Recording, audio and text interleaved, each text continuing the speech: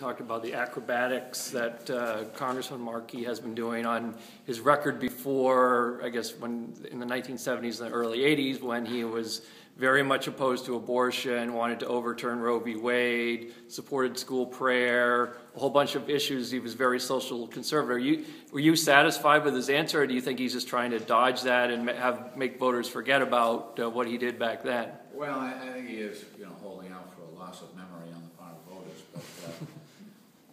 But no, I just think it's a little bit disingenuous to whack me and paint himself as a champion when he has done things that I would never dream of doing.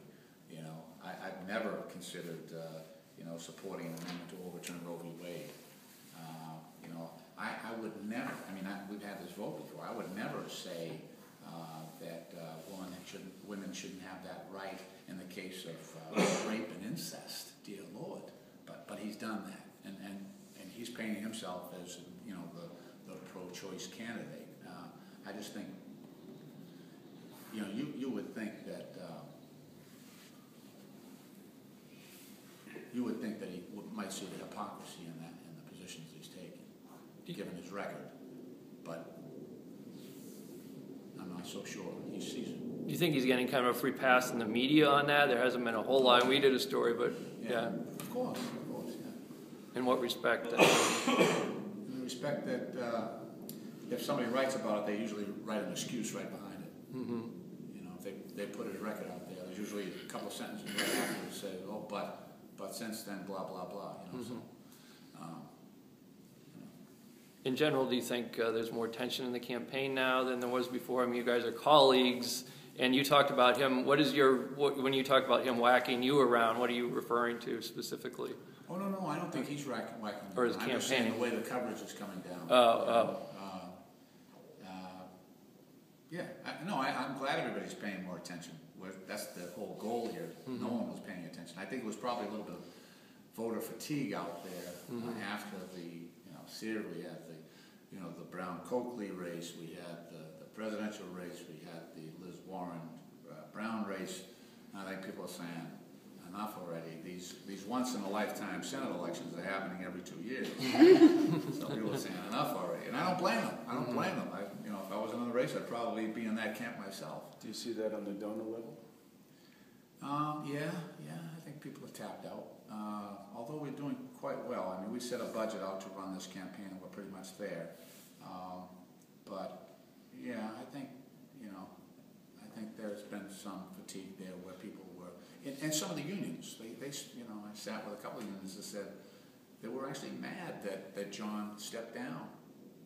John Kerry, they were saying, "Dear Lord, we just spent all this time and energy and resources on Liz Warren, and now, Senator Kerry has opened up this whole can of worms by becoming Secretary of State."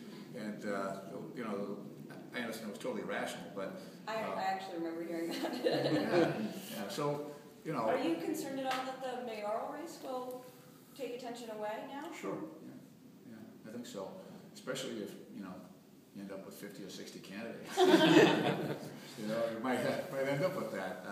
There's a couple every day. So we're trying to get our message out. And meanwhile, folks are getting in the race and not getting in the race. So there's that whole guessing game, which is really interesting because it's historic. It's historic. It hasn't happened in a long, long time. There's all this pent-up demand of our young leaders and not so young leaders who want to offer their leadership. I think it's an exciting time. I just wish it wasn't happening in the middle of my election. What did you think about people coming to you and saying maybe you should think about running for mayor instead of running for the Senate? Because it seemed like for a day or two that was sort of the big. No, there's still actually. There's people I talked to yesterday who said that you should get in. So yeah, probably Eddie Markey's guys. Well, I'm flattered, but Did you ever have a moment of thinking about it? Not a serious one. Look, we've got a lot of problems nationally, we really do, and I have to focus on those issues. At this time in my life, I think I could be most helped if I was in the U.S. Senate.